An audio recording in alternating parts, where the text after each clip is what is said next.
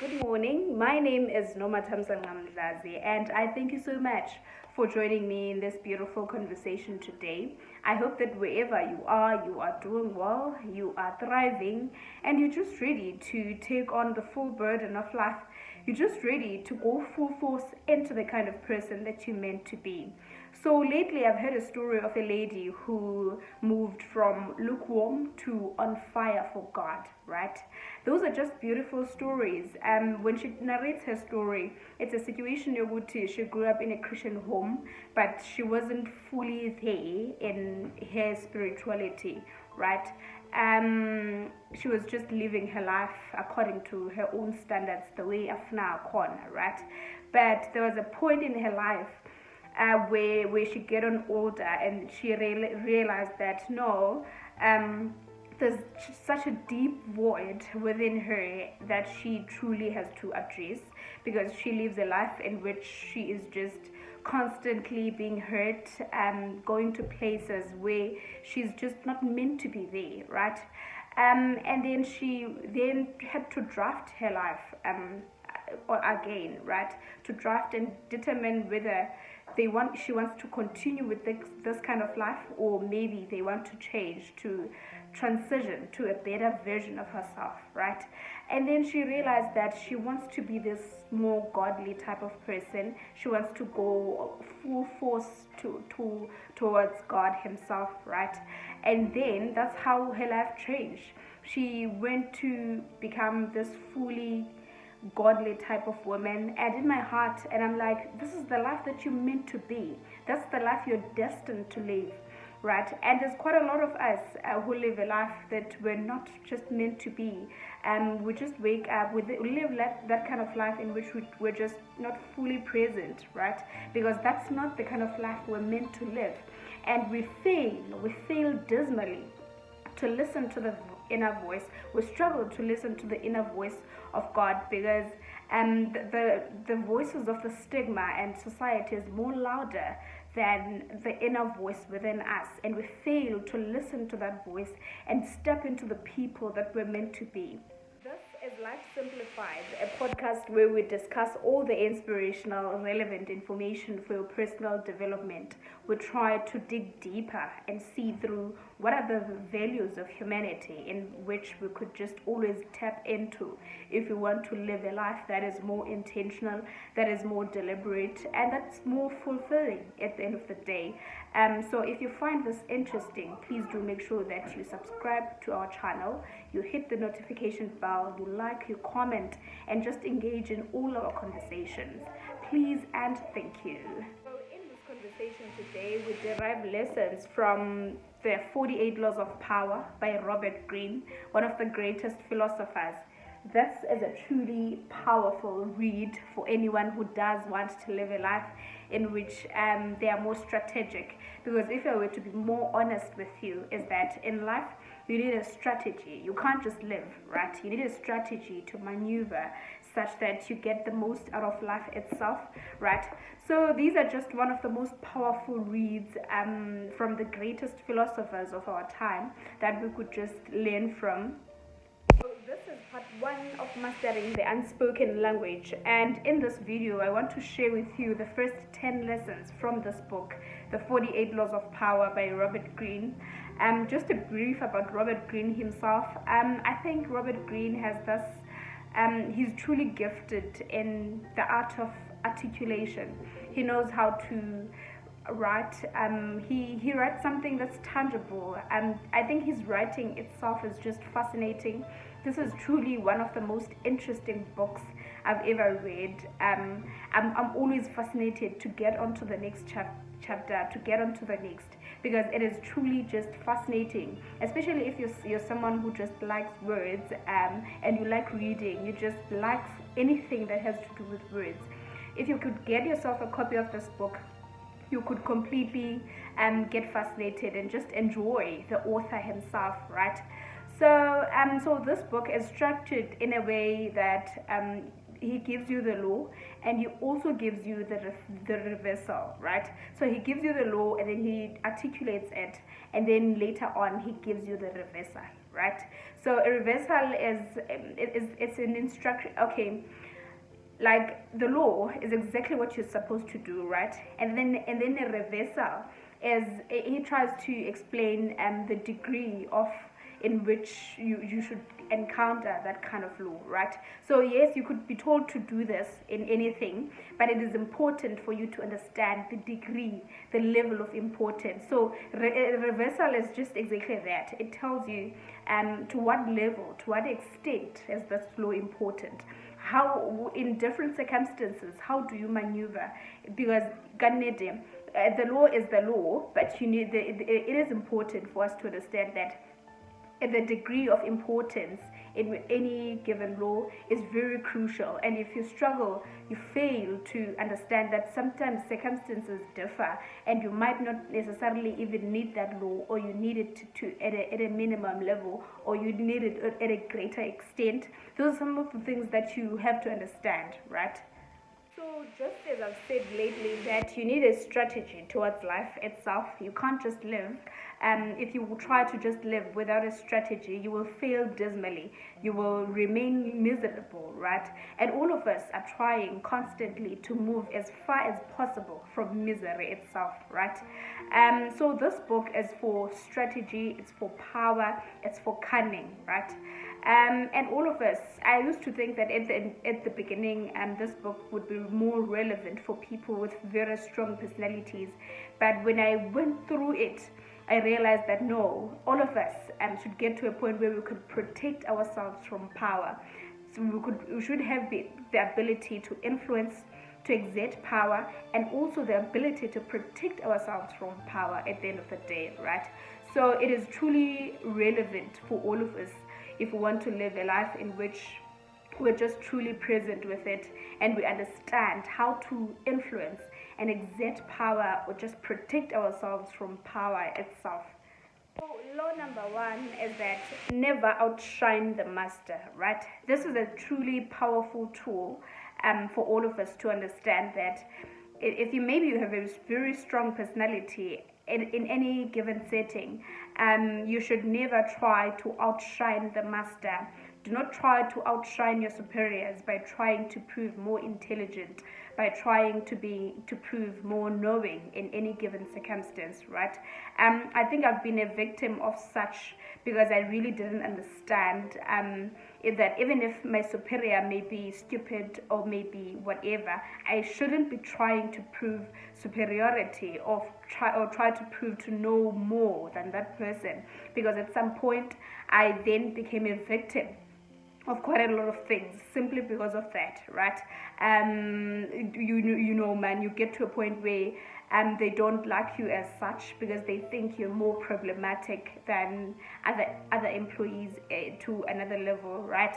So it truly is important for all of us to understand that we should get to a point where we understand that we should never try to outshine the master at any given situation, at any given setting, to understand that whoever is your master at any given setting, you give that person authority, you give that person dominion. And in any given situation, even if they try to tell you something that you understand that this won't work, you shouldn't try to argue with that person, try to prove a point. Yes, you could try to prove a point indirectly, so right, but you don't necessarily have to prove to be knowing, trying to argue with your superior. No, you should let your superior be, or at any given setting, even if it's a church, it's wherever, just give your superiors that position of dominion to make them understand that they are compatible, right? Give them that opportunity and you will win towards life itself. In your process of trying to never outshine the master, one thing you need to understand is that never imagine because the master loves you, you can do anything you want. Entire books could be written about favorites who fell out of favor by taking their status for granted, for daring to outshine, right?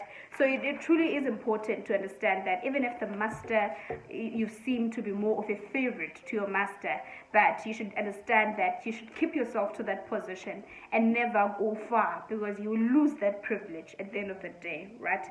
So, Itilendo, By letting others outshine you, you remain in control instead of being a victim of their insecurity. Yes, I've said this, that I've been a victim of insecurity of some of my superiors prior, right? And I understand, and I've felt how much difficult it is to be in a situation where your master feels more insecure about you. They could constantly be creating traps just for you to make sure that you get out of sight, right, before him, right? So it is important for all of us to understand that we want to protect ourselves from such insecurities from our masters. So law number 2 says that never put too much trust in friends. Learn how to use enemies. This is a truly powerful tool for all of us to understand that friends aren't people we could trust, right? It is very important for us to understand that we shouldn't put too much trust into friends because they are truly unreliable. Today, they say something else, right? And he also says that, but hire a former enemy and he will be more loyal than a friend because he has more to prove. This is a fact because I think, especially when you venture into entrepreneurship, right? If you were to hire someone who has wronged you at some point, they would try to prove a point. They would try to prove loyalty to you, right? And then, without enemies around us, we grow lazy. An enemy at our heels sharpens our wits, keeping us forced and alert, right? So we should just be able to understand how to use enemies so that we could win at some point, right? Just be able to understand that enemies have more to prove to us. So therefore, we should just take that privilege and use them to get what we want out of whatever, right?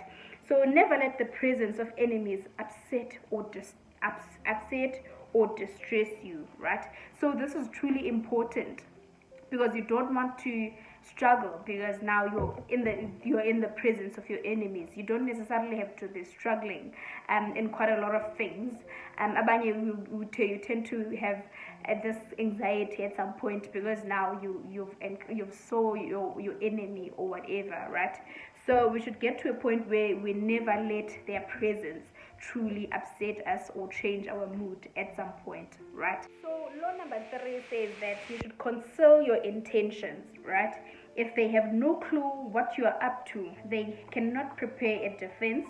Guide them for enough down the wrong path, envelop them in enough smoke, and by the time they realize your intentions, it will be too late, right? So it is really important for all of us to learn to just conceal our intentions. Don't move around telling people your plans, right? Because it is just unnecessary. They might plot things against you without you knowing. So it is important for all of us to just learn to understand that we should be more intentional about concealing your intentions. Don't go around telling people your plans, where you want to invest your energy in the future, or what you wish for, whatever. But be able to conceal your intentions and never really be busy talking about your love, trying to prove a point, trying to prove that you've got better dreams than the other person. Law number 4 says that always say less than is necessary. Powerful people impress and intimidate by saying less. The more you say, the more likely you are to say something foolish. All of us should get to a point where we understand that it is truly important for us to be more intentional about the things we say. We should be more careful of talking too much, right? So it is important for all of us to understand that if you want to gain a level of respect, we should just say less than is necessary, because there's quite a lot of things. If you try to talk more, you will just struggle, because you will lose a level of respect, you will lose a level of integrity from other people, right? Simply because you are struggling with verbal diarrhea. Lately, I've heard someone talking about verbal diarrhea, and I'm like, yeah, I can, right? So a person who cannot control his words shows that he cannot control himself and is unworthy of respect. of respect, right? So it truly is important for you to mark your words, to be more intentional about the things you say to others, because indirectly so, or inadvertently, you might gain or lose respect simply because of the things you say to other people. Power cannot accrue to those who squander their treasure of words. So words are just treasure, and we should just be more intentional about the things you will say to other people, because you don't want to get to a point where you struggle and you don't experience that level of respect at some point simply because of the things you say to other people, right? So by saying less than necessary, you create the appearance of meaning and power. Also, the less you say, the less risk you run of saying something foolish and even dangerous, right? So this book, he makes examples of like kings and queens from the Western culture, right? But here, a perfect example of what he tries to articulate him is former President Jacob Zuma. So that guy, he was just truly intentional about anything he says, right? And he had this cunning ability to just intimidate at some point, right? Before he says in response to anything, to any criticism, to any whatever, he would just laugh and like and just this intent to just be more intentional about the things you say to other people. It truly is important. You structure, you think first, even if he will say something stupid, something that is truly foolish, right? But at some point he avoids talking too much, saying a lot of words that are just unnecessary. So if you want to gain power as a person, to gain your respect, to gain your level of integrity, at some point you should be more intentional about the things you say to other people, and to just be more intentional about your words. So law number 5 says that so much depends on reputation. Guard it with your life, right? And through reputation alone you can intimidate and win. Once it slips, however, you are vulnerable and will be attacked on all sides, right? So you should just be truly intentional about protecting your reputation, be more intentional about the things you do, and really the ability to mind your reputation and understand that it is just who you are, and the moment it slips, you again get to be more vulnerable, and we don't want to be vulnerable. At some point we want to be able to protect our reputation, and there is a level of understanding that at some point, if you maybe you're just misrepresented at some point, people say quite a lot of nasty things about you, and there is a level of the ability to protect yourself, to guard your reputation, and there also is a level where you shouldn't be trying to try to protect yourself to a greater extent where it's just unnecessary, right? So imagine people just say crap about you, that you did whatever, and you understand that you didn't do that. You could just maybe try to explain, but there is a level where you shouldn't be trying to prove a point to other people simply because of just lies, simply just crap, right? So it is important for all of us to understand that you should guard your reputation, but you should understand that there is a point where people will say nasty things about you, and you don't necessarily have to respond to such things. That is how you gain respect. That is how you gain integrity. About just the ability to just never stress yourself about what people say, because at some point, if you come and you try to protect yourself from whatever, you might lose that privilege, respect at some point. There's quite a lot of things that was spoken about former President Jacob Zuma, and there's quite a lot of things. We're not really sure whether some of them are true or they're just lies, but he never tried, and he was like, no, I'm here. This is a lie, this is whatever. No, he understood that it was just unnecessary for him to be trying to prove a point. So it is very important for you to understand that it is truly important to be more intentional about guarding your reputation, right? Because it is who you are, but there is a level where you don't necessarily have to protect yourself from just crap and just people who are just bored at some point, right? Law number 6 says that court attention at all cost, right? Make yourself a magnet of attention by appearing larger, more colorful, more mysterious than the bland and timid the masses, right? But I think it truly is important that in your pursuit to courting attention and trying to grab attention from people, that you become more authentic, that you're just more original to who you are as a person. Because if you try to do nasty things just to grab attention, yabantu, you will struggle at some point and you might miss your reputation at some point in that process, right? So yes, it is important for you to just try to grab attention at some point, but you should understand that that level of trying to attain attention from people, it has to be authentic, it has to be genuinely the kind of person you are as a person, right?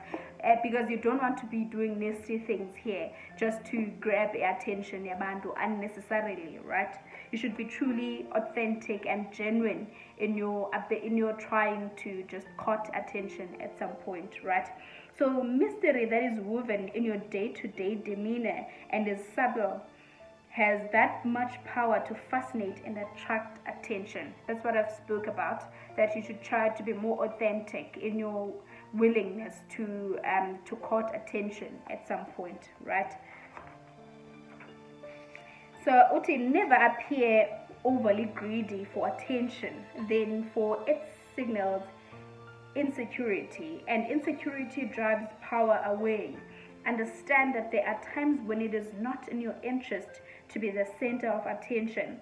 When in the presence of a king or queen, for instance, or the equivalent thereof, bow and retreat to the shadows, never compete, right? It is very important for you to be more intentional about understanding that you shouldn't be trying to grab attention unnecessarily, right?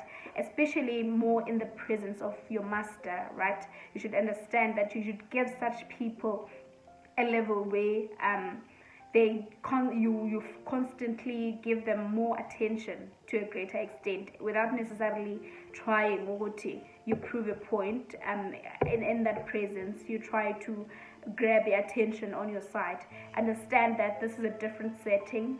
In your master's presence, you should give them that attention, and really be more intentional about giving them a space to court attention, because it is who they are, the masters in that given instance. Law number 7 says that get others do the work for you, but always take the credit, right?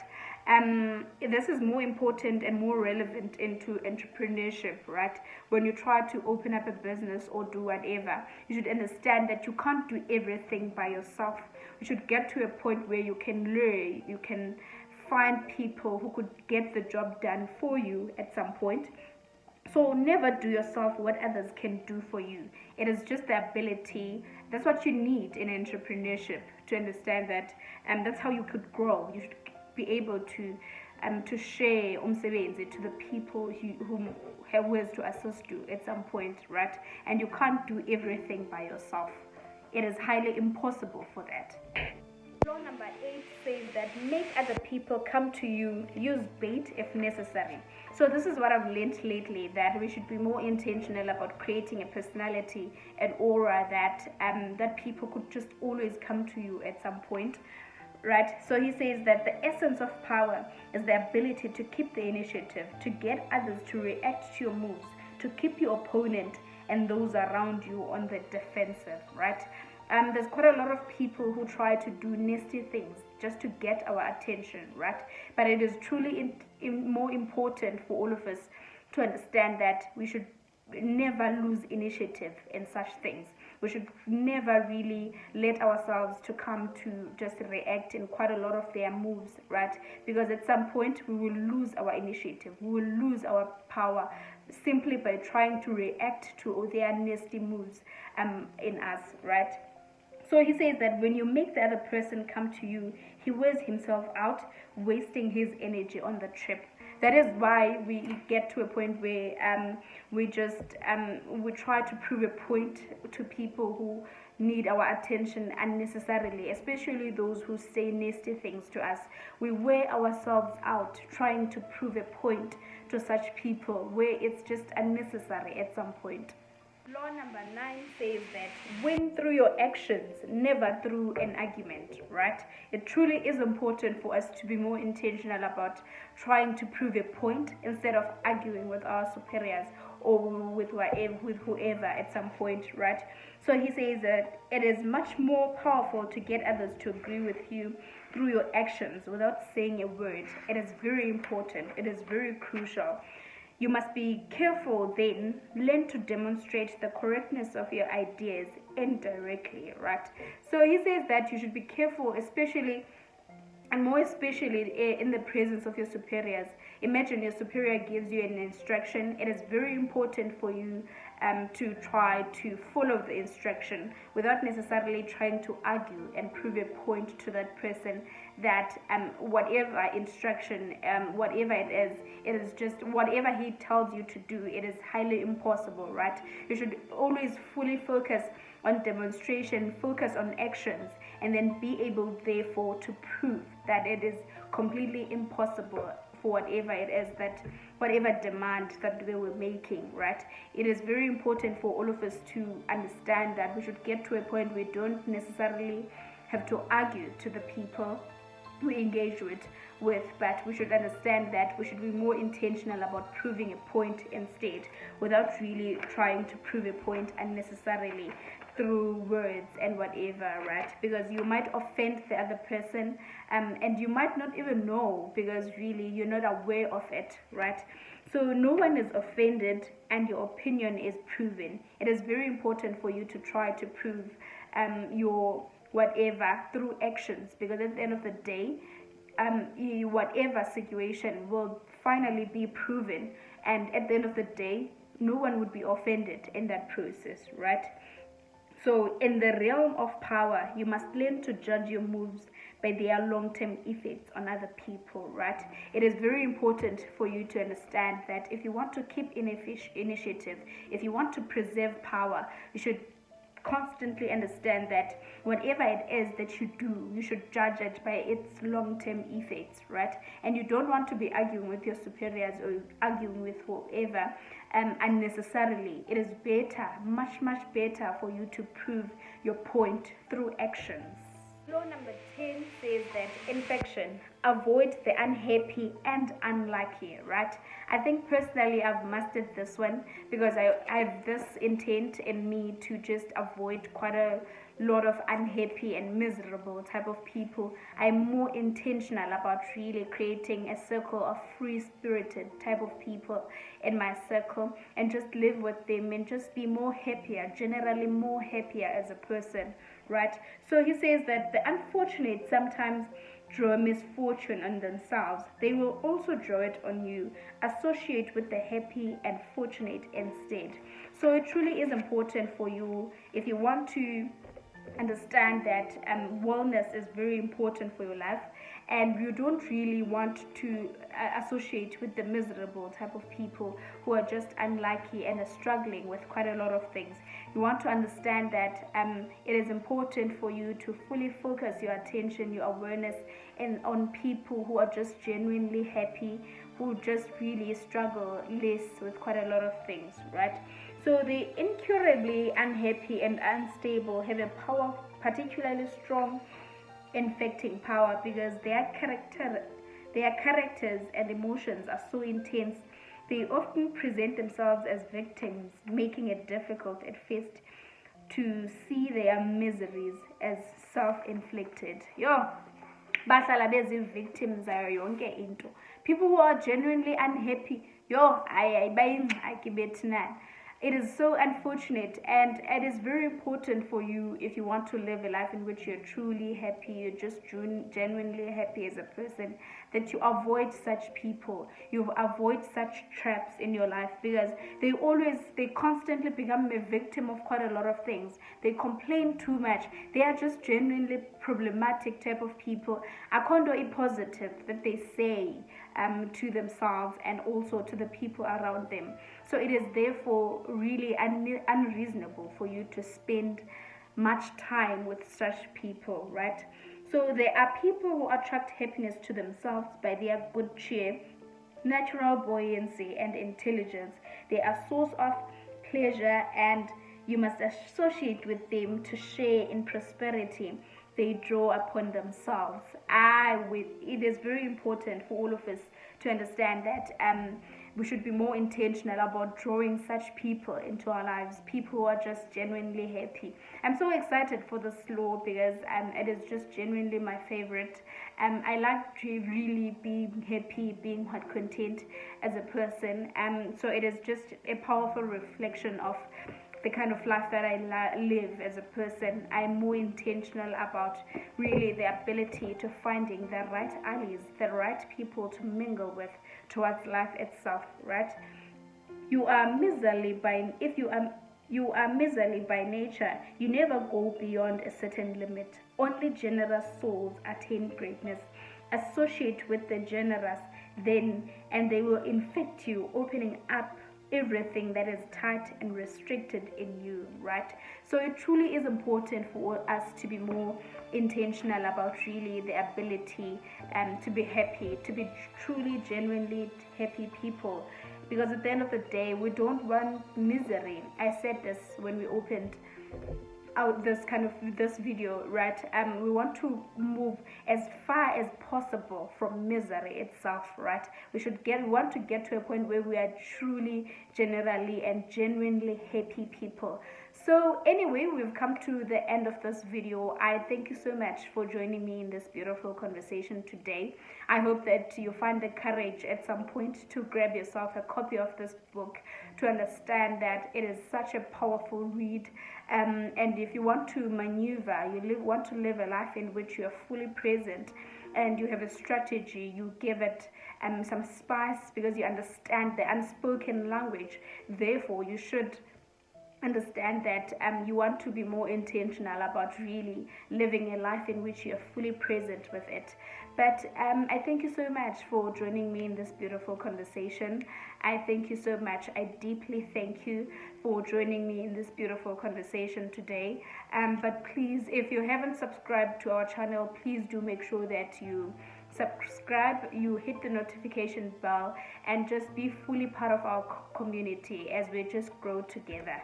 Thank you so much.